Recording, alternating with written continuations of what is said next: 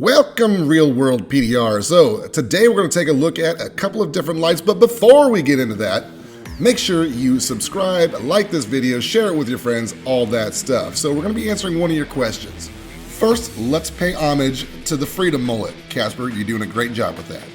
Let it be known that I hate these videos, but this is a constantly asked question. This is all going to be my personal opinion, and honestly, I think both of these companies are great.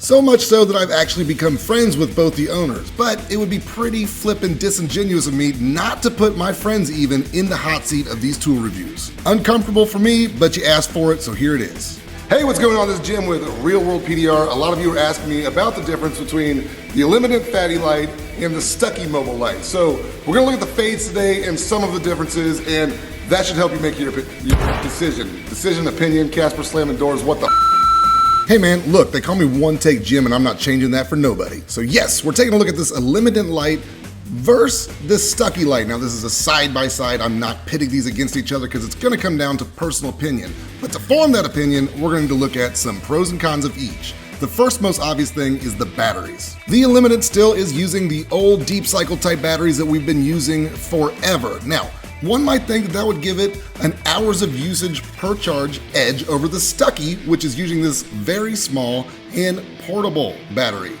That's not what I found to be the case. I found that the small battery provided by Stuckey will provide me an entire day of pushing, and even with the large battery, I can't get that out of the Elimadent.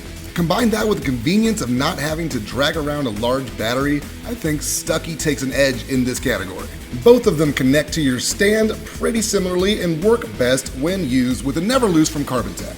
Now the stand that I would use for either of these is a no-brainer, and it's the same. In one way or another, we're looking at the dentless D-stand. This is actually what all the lights in my shop have in common. It's lightweight, super portable, and actually way more robust on account of these joints right here. No more friction plates that eventually wear out and droop on you. Combine that with the Stuckey light, you've got a super light, super portable setup. Now here is the catch. When using the dentless stand and the Stuckey light, you still have to counterbalance because you don't have that big battery at the bottom weighing it down. Extend the boom too far and she'll tip on you. Now, this is not generally an issue. Only when the boom is extended. Throw some weight on the bottom of that. When you have to extend the boom, it's not a big deal, but that does kind of kill the portability. You need a sandbag, a battery, a 10-pound weight, something. So moving right along, unless you're blind, you're gonna see that these two lights have a really huge size difference. That fatty light from Elimadent is huge. All of the LED strips in these lights can be set up with warm, cool, or a mixture. Now that goes for both, except for the Elimadent's carrying like 1,000 different LEDs. That's obviously not true, but do some research yourself. It's a bunch. So this lands us square in the personal preference zone. We're gonna take a look at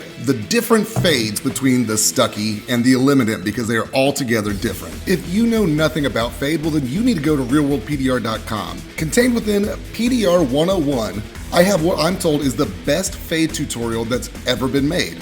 Thanks for the compliment, guys. Now, the Stuckey has a really tight fade, kind of reminiscent of when we used to make fluorescent lights for PDR, which you could still do if you like pounding headaches and dry, irritated, fatigued eyeballs.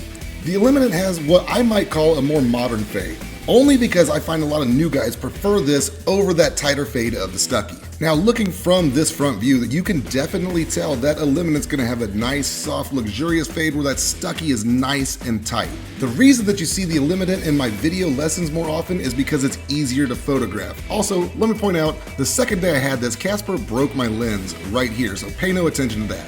So that should show you why I normally use the Elimadent in the videos.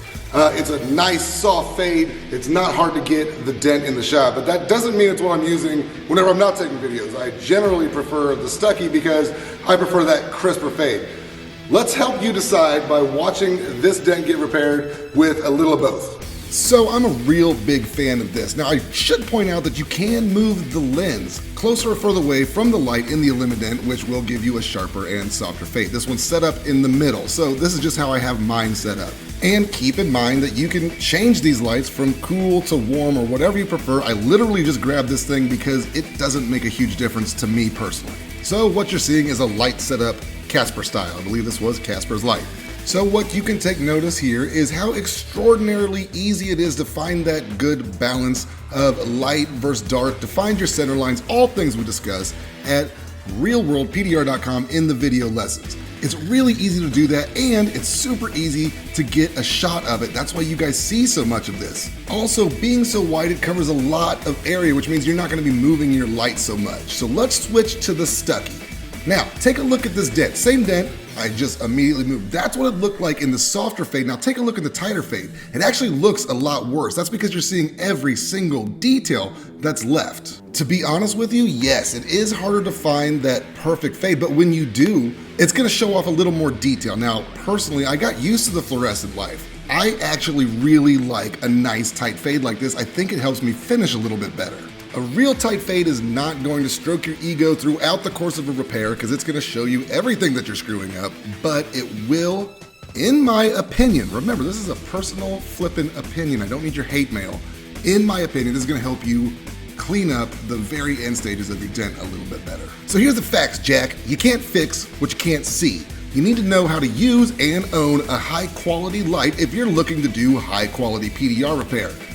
The reality is, both of these companies do a great job. Here's the deal, I know that you want me to tell you which one is the best. Sorry to disappoint, I can't do it. I use them both for different shit. I've got something like 3 or 4 of these Elimadent fatties, one Stuckey, and I'm planning on buying another one.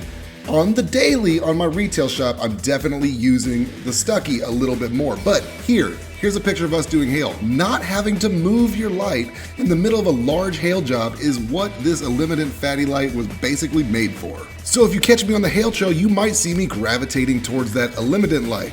Although the Stuckey is a little more portable and easy to pack up and whatnot. So if I'm jumping from shop to shop on the hail trail, the Stuckey might be the one. So moral of the story here, you need to make your own decision.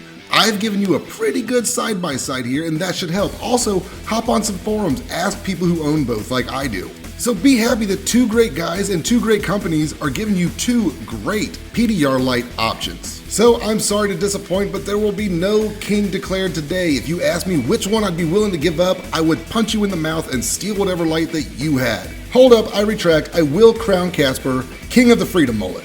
Thank you guys for tuning in. Make sure you check out realworldpdr.com for the best damn online PDR tutorials available.